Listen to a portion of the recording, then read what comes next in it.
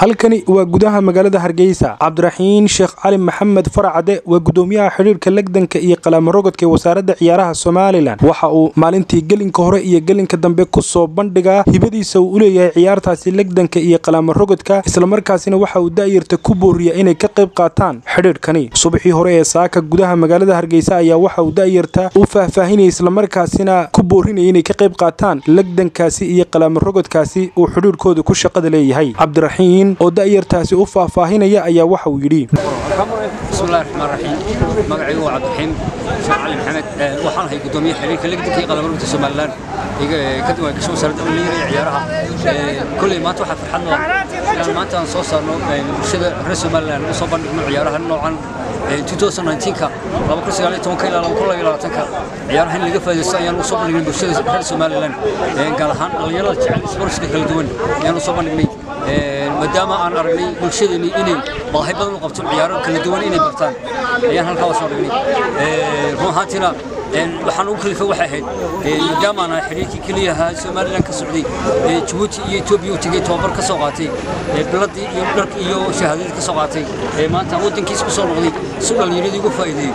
dhinaca kale Cabdiraxiin Sheekh Cali Maxamed Faracade ayaa waxa uu u bishaareeyay in ay u fureen goob lagu tababari doono daayirta ku nool magaalada Hargeysa, isla markaasina ay ku baran doonaan ciyaaraha lagdanka iyo qalamo rogodka oo si lacag la'aan daayirtaasi lagu bari doono. ayaanu nahay marka anagu alxamdulillah ilaahay maanta noo soo fudeeyay waxaan go'aansanay dhalinyarada reer Soomaaliland meel kasta ay joogaan gobolada iyo dibadaha meel kasta ay joogaan inaan ugu bishaareynayno ciyaaraha aan soo kordhinay aanu nidhaahno ka soo faa'iideystaan caafimaadkooda shaqeeyaan run ahaantiina meeshaan furnay meel bareefadana way tahay meel dawladina way tahay run ahaantiina ardaygaasi 6 bilood ugu horeeyay markuu wax barto wuu soo bandhigi doonaa wixii uu halka ka bartay wuu soo bandhigi doonaa jimcisigaas ugu horeeyay jimcisigaas la bari doona khaas ahaan wixii bartayna bulshada reer Soomaaliland oo dhan ayaa daawan doona marka insha Allah dhalinyarada waxaan ugu bishaareynayna inay ka soo qayb galaan xaruntu waxay ku taallaa idaacadda gaar ahaan fooq cisare fooq leeyahay agtiisa ku taallaa runaatiin iyo rooshaha waan ka qaaday maanta ugu horeysay tagayaan wixii ka dambeeyana firigaas aan qodontaa insha Allah kooni waxay qaas u yihiin si khara waxay qaas u yihiin lagdan khaasa oo ciyaaraha jidowga la yiraahdo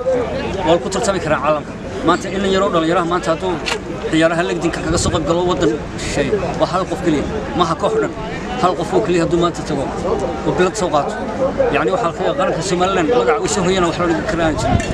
marka football ciyaaro